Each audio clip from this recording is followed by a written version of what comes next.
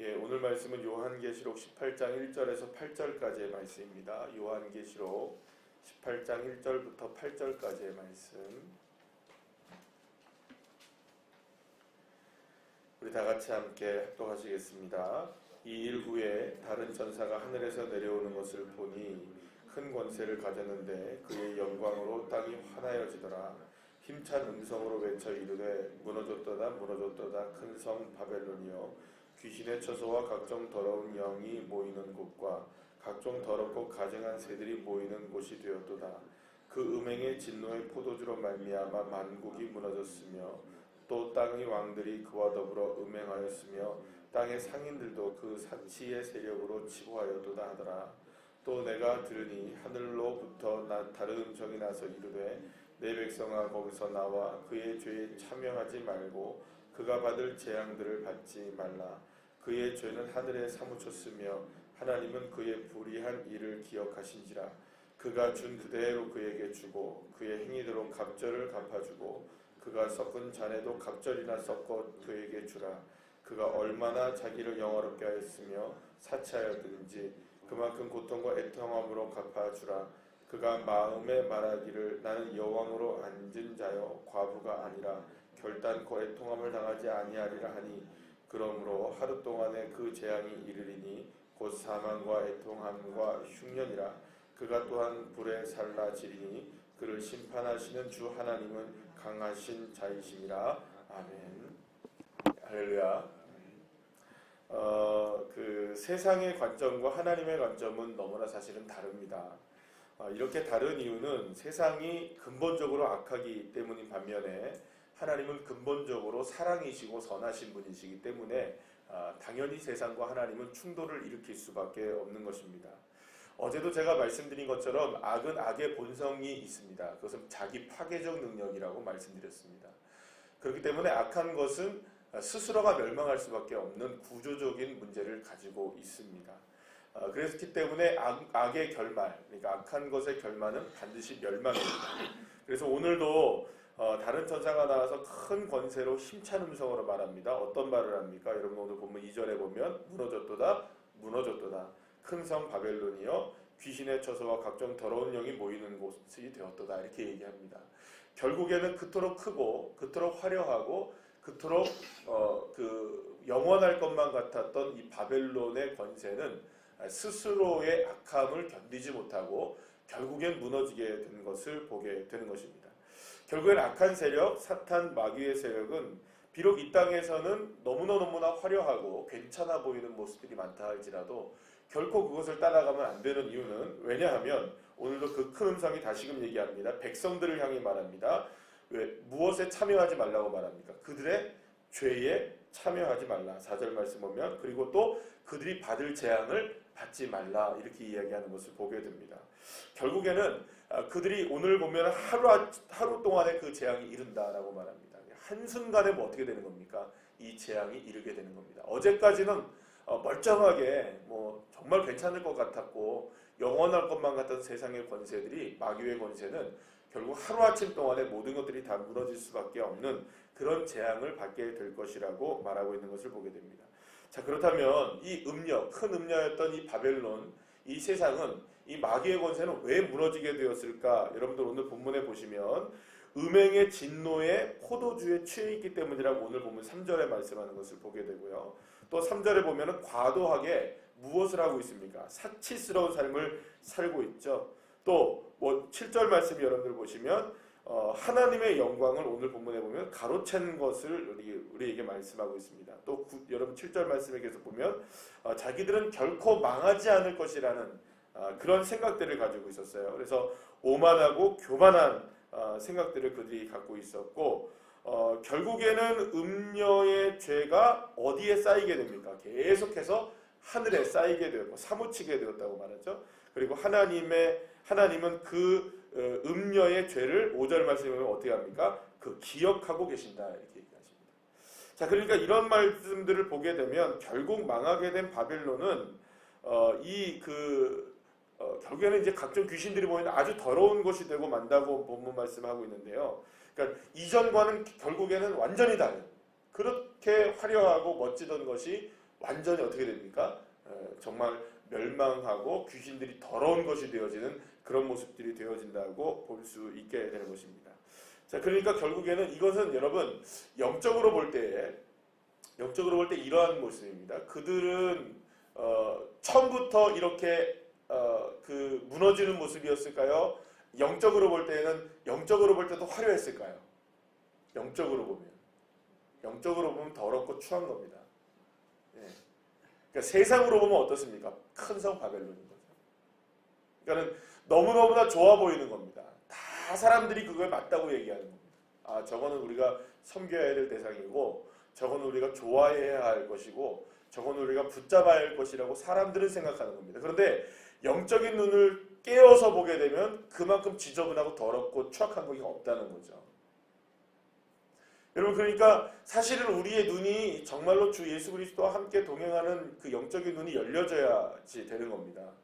우리가 볼 때에는 그게 정말로 악한 것인지 추악한 것인지 정말 선한 것인지 진리의 영 안에 속한 것인지 미혹의 영 안에 속한 것인지에 대한 부분을 우리 스스로가 판단할 수가 없기 때문에 누구의 능력이 우리에게 필요한 겁니까? 예수님의 능력이 필요한 것이고 성령의 능력이 필요한 것입니다. 여러분, 특히 오늘 여기 본문 말씀을 보시면 이들이 왜 무너지는가? 그들은 이미 모든 것들을 다 누렸습니다. 그러니까 이 여왕이나 이 모든 것들이 다 누렸습니다. 7절 말씀 보시면 그가 얼마나 자기를 영화롭게 하였으며 사차였든지 그만큼 고통과 애통함으로 갚아줄 것이다 라고 얘기합니다. 그는 이미 자기가 누릴 것을 다 누렸다는 거예요. 그러니까 이제는 그가 마실 거는 뭡니까? 자기가 누린 것에 대해서 진노밖에 가져갈 것이 없다라고 하나님은 말씀하고 계시는 것입니다. 그러면 여러분, 왜 이게 이런 모습이냐? 자, 그러면 우리 한번 생각해 볼 필요가 있습니다. 자, 우리가 그가 얼마나 자기를 영화롭게 하였으며 라고 얘기를 합니다. 여러분들, 영화를 받으시고 영광을 받으실 분은 오직 한 분이십니다. 여호와 하나님이십니다. 믿습니까? 그러면 어떤 모습이든지 우리가 영화를 받아야 됩니까? 영광을 받아야 됩니까? 아닙니다. 우리가 영광을 받으면 누가 받으실 영광을 다 가로채는 걸까요? 네, 주님이 받으실 영광을 다 가로채는 겁니다. 그러니까 여러분, 예수님이 하나님이시잖아요. 그죠? 예수님 자체가 하나님이시고 하나님의 아들이 아니십니까? 그분과 동등하신 분이십니다. 그러나 그분과 동등됨을 취함을 여기지 아니하시고 스스로 낮아져서 겟세마네 동산에서 기도하신 게 어떤 기도십니까? 나의 원대로 마옵시고 누구의 뜻대로? 아버지의 뜻대로 되기를 원합니다. 왜 이런 기도를 하셨을까요? 예수님께서. 예수님이 분명히 하나님이시기 때문에 내 뜻대로 하겠습니다라고 해도 말릴 사람 없습니다. 그럼에도 불구하고 예수님은 자기의 뜻을 접고 누구의 뜻대로 되기를 원했습니까? 오직 하나님의 뜻대로 되기를 원하셨다는 거예요. 이 말은 무슨 말입니까? 자기가 영광을 받지 않고 오직 누구에게만 영광을 돌리겠다는 겁니까? 이 일이 행해짐으로, 이 일이 이루어짐으로, 이 사역을 감당함으로 이 모든 것들을 행함을 통하여서 내 뜻대로 되는 것이 아니라 다 누구의 뜻대로 되셔야 됩니까? 그거는 결국 누구의 영광만이 드러나야 됩니까? 하나님의 영광만이 드러나길 원합니다. 사랑하는 여러분, 저와 여러분이 길을 걸어가도 영광은 주님이 받으셔야 됩니다. 믿습니까? 저와 여러분이 이 자리에서 새벽에 예배를 드려도 영광을 받으시는 분은 주님이십니다. 저와 여러분이 이 자리에 나와 있는 건 놀라운 은혜입니다. 그죠? 그러나 그렇다고 우리가 영광을 받은 것은 아닙니다. 이 자리에 나와 있다고 해서 우리가 특별한 영광을 받아서는 안 되는 겁니다. 그 영광은 다 누가 받으셔야 되는 겁니까? 여호와 하나님이 영광을 받으셔야 됩니다. 근데 이게 자칫 잘못하면 모든 것이 공로주의가 돼버려요. 그래서 결국은 인본주의가 돼버리는 겁니다. 다 누가 영광을 받는 겁니까? 내가 영광을 받고 내가 높아지고 내가 그 자리에서 인정을 받게 되고, 여러분, 그것만큼 무서운 것이 없는 거예요. 왜냐하면 그게 본질적으로 누가 하는 일이라고 오늘 성경은 말합니까? 큰 음녀가 하는 모습이라고 얘기를 해요. 그래서 여러분, 옛날에 그 영화 가운데 영화 제목이 참 재밌는 영화가 있어요. 어떤 영화가 있냐면 박수 칠 때 떠나라, 이런 영화가 있어요. 근데 그 영화의 제목만 보면 박수 칠 때 떠나는 게 그게 영적으로 맞는 거예요. 왜 그럴까요, 여러분? 왜 그게 맞는 거라고 생각하실까요? 우리가 박수 치면 그 자리에서 누가 영광을 받게 됩니까? 내가 영광을 받게 될 때 그 자리에서 나는 떠나가야 돼요. 누구만 높아져야 되니까. 네, 주님만 높아지셔야 되니까. 박수와 영광은 다 누가 받으셔야 됩니까? 여호와 하나님만 받으셔야 될 줄 믿으시길 바랍니다. 그런데 이것을 조금 더 깊이 한번 여러분들 우리가 영적의 눈으로 한번 떠보시죠. 네, 여러분들 우리가 스스로가 받으려고 하는 박수가 굉장히 많다는 겁니다. 우리가 스스로 누리고 싶어하는 것들이 굉장히 많다는 겁니다. 스스로 얻고 싶어하는 것들이 굉장히 많다는 겁니다. 여기서 그냥 단지 사치를 이야기하는 게 아닙니다. 내가 얻으려고 하고 내가 받으려고 하고 내가 누리려고 하는 수많은 것들이 오히려 하나님을 영화롭게 만드는 것이 아니라 누구를 영화롭게 만들 수 있다는 겁니다. 예, 만약에 내가 영화롭게 되는 것이 어떤 측면에서 나에게 소망이 되고 있다면 결국에는 이미 박수를 다 받은 겁니다. 결국에는 주님이 받으실 박수가 없는 거예요. 사실 제일 무서운 게 이겁니다. 나는 우상을 섬기지 않는데 주님은 보실 때 내가 우상을 섬기고 있는 겁니다.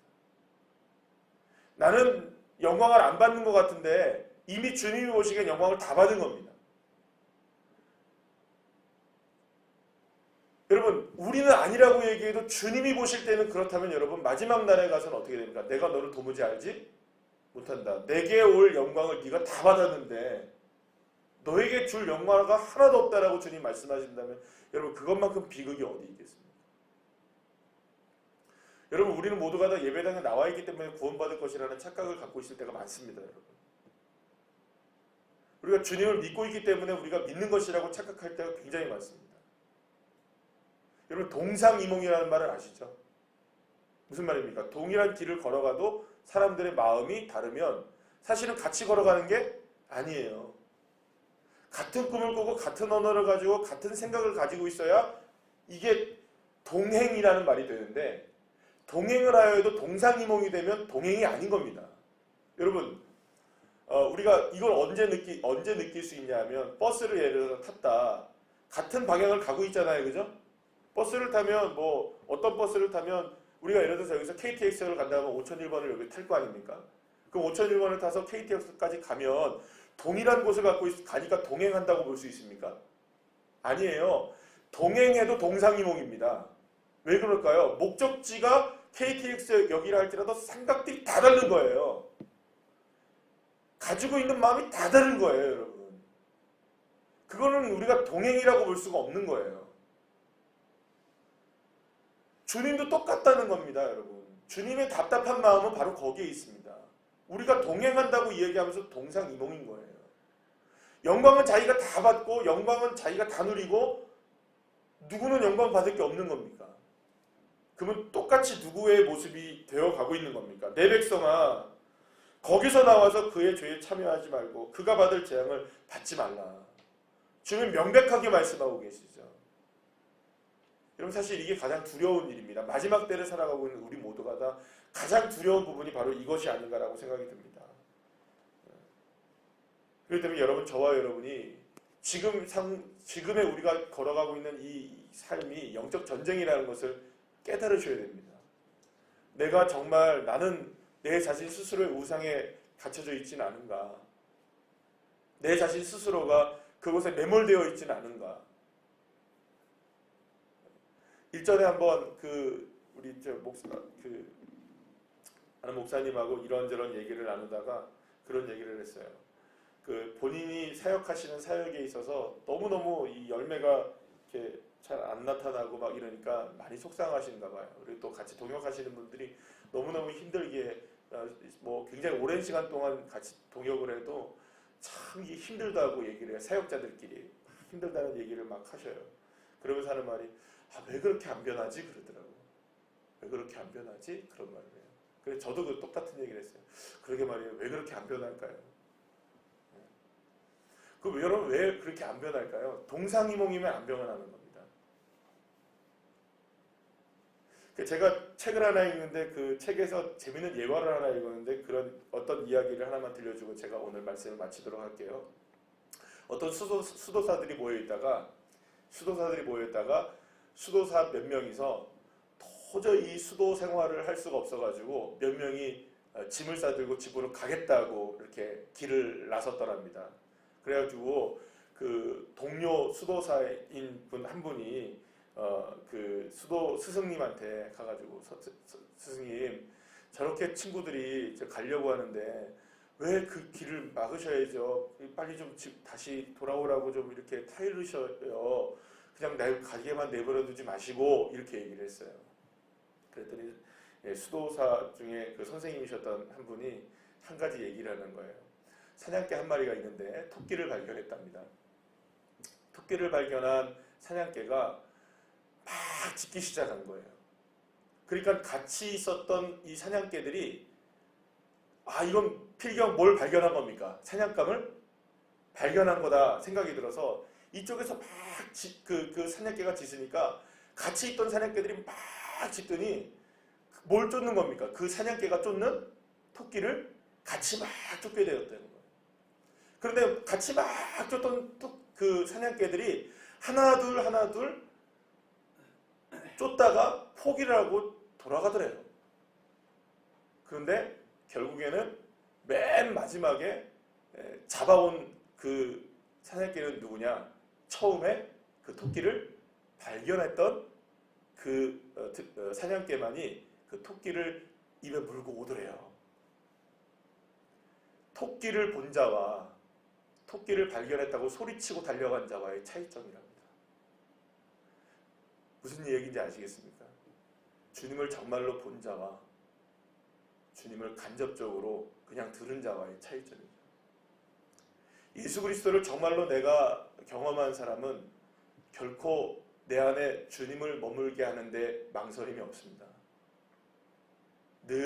그러나 주님을 정말로 내가 인격적으로 만나지 못하면 늘 마음에는 주님이 아니라 다른 것이 가득 차게 되죠. 그러면서도 나는 누구를 쫓는다고 생각합니까? 주님을 쫓는다고 생각하죠. 그럼 결국에는 그 주님을 쫓는데 내가 원하는 것을 얻지 못하면 결국에는 어떻게 될까요? 나도 포기합니다. 나도 내려놓게 되죠. 주님이 어딨어? 라고 얘기하는 거죠. 사랑하는 여러분, 저와 여러분이 주님을 본 자가 되시기를 축복합니다. 주님을 정말로 마음에 주님으로 모시고 사는 진정한 그리스도인들 되시기를 소망합니다. 마지막 때에는 이 싸움을 싸우는 겁니다. 이게 영적으로 치열한 것입니다. 내가 정말로 주님을 믿고 있느냐 안 믿고 있느냐는 누구보다 누가 잘 알까요? 내가 제일 잘 아는 겁니다. 기도하시겠습니다.